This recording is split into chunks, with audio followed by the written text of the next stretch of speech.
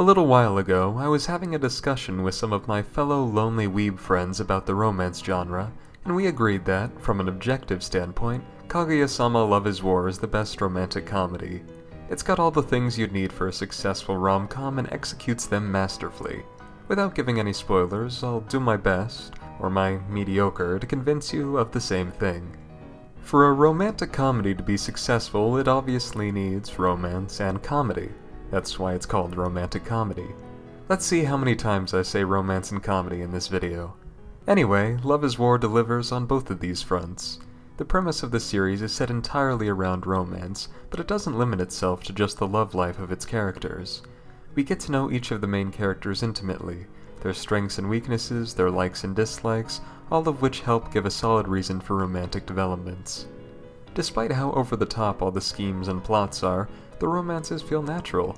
The pieces of the characters' hearts fit snugly into place, and we see why they might fall for one another.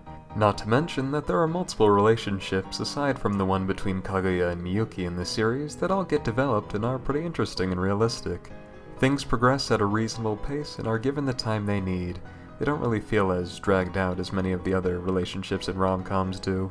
When it comes to interesting romance, Love is War can be crowned the king.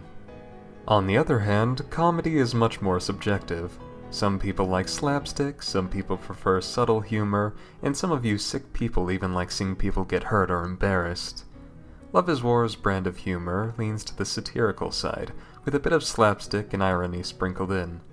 The characters all take themselves so seriously while the narrator is there to show how stupid some of their plans and plots really are. A hilarious dichotomy is created, and in general it's just funny to see how the characters interact.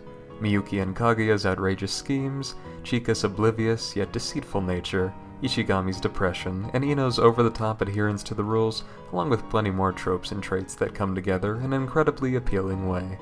Every piece builds off one another to create a sense of humor that's enjoyable to most viewers. Keeping characters in mind, a romance can't occur without characters to fall in love with each other. The characters can't be bland or uninteresting either. If they are, then people won't want to keep watching or reading. One of Love is War's many strong suits are the characters living within its world.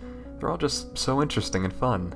Some start out seeming bound by certain tropes and cliches, but over the course of the series, each member of the cast grows and evolves, becoming their own people. It's a lot of fun to watch them come into their own and find who they are, along with their struggles, especially when it comes to romance. Not in a sadistic way though, it's just fun to see them overcome the challenges set before them. All the characters really are just fantastic. A problem that can often arise with romance series is a lack of story outside of the romance itself. That or the series just ends and hardly any of the relationship is shown or developed in any way. Love is War manages to avoid these pitfalls well.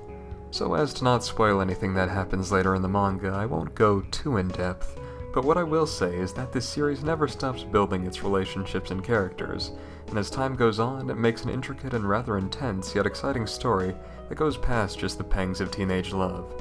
Just know that when the anime gets there, it's something to be excited for.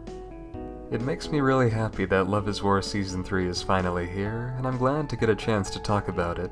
It's one of my favorite series of all time, and I just can't help but love it. But in any case, if you enjoyed this video, feel free to like or comment, or even subscribe if you're feeling daring. I've been your host, Gavin here at Itagi's Table, and I'll see y'all some other time.